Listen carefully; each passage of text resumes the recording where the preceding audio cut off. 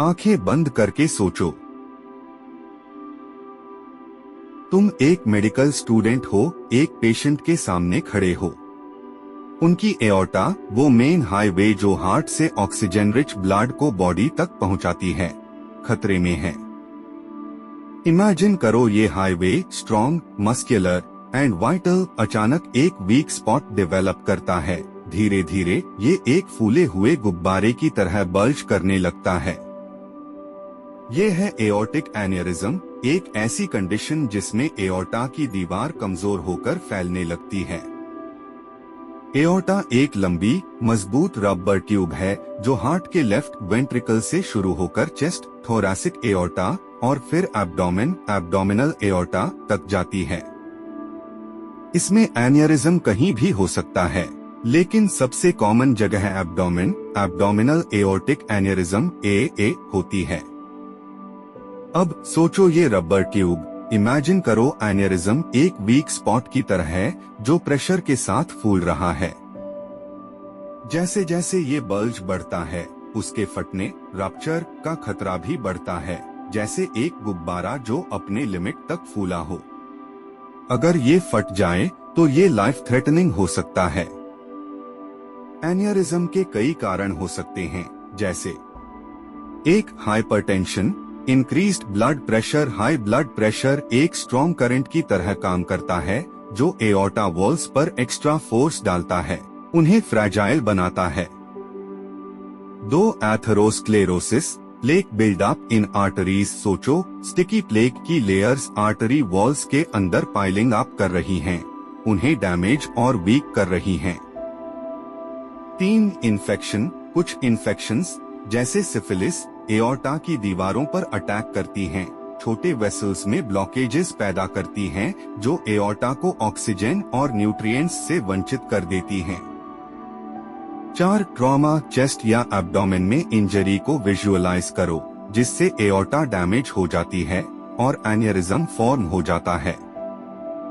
5. Connective tissue disorders, Marfan syndrome और एह्लर्स-डायनलोज syndrome जैसी genetic conditions की कल्पना करो जहां एओर्टा वॉल्स जन्म से ही वीक होती हैं, ज्यादा वल्नरेबल होती हैं। अब एन्यूरिज्म के सिम्टम्स की बात करते हैं।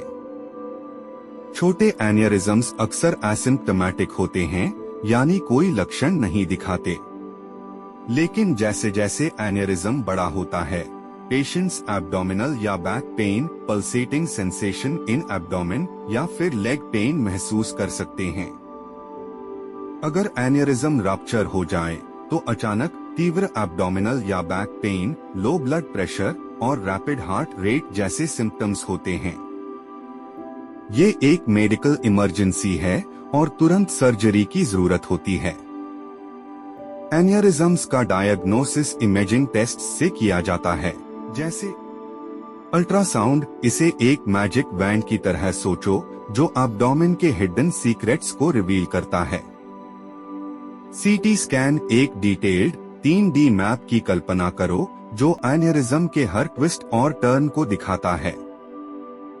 MRI स्कैन, एक सोफिस्टिकेटेड स्कैनर की पिक्चर करो जो इंट्रिकेट इमेजेस देता है बिना हार्मफुल रेडिएशन के। एंजियोग्राफी, इमेजिन करो एक टाइनी कैथेटर आर्टरीज के थ्रू ट्रैवल कर रहा है, डाई इंजेक्ट कर रहा है जिससे विविड एक्सरे इमेजेस बन रही हैं। ट्रीटमेंट एन्यूरिज्म के साइज, लोकेशन और पेशेंट के ओवरऑल हेल्थ पर डिपेंड करता है।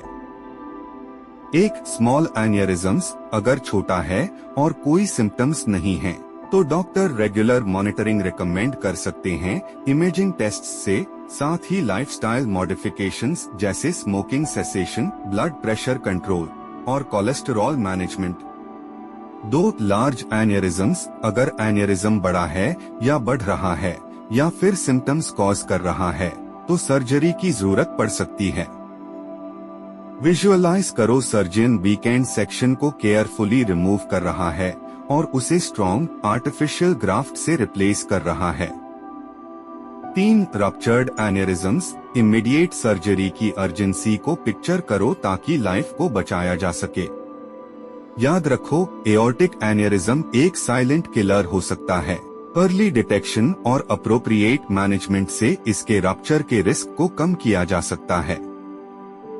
हमेशा विजिलेंट और प्रोएक्टिव रहो अपने मेडिकल प्रैक्टिस में।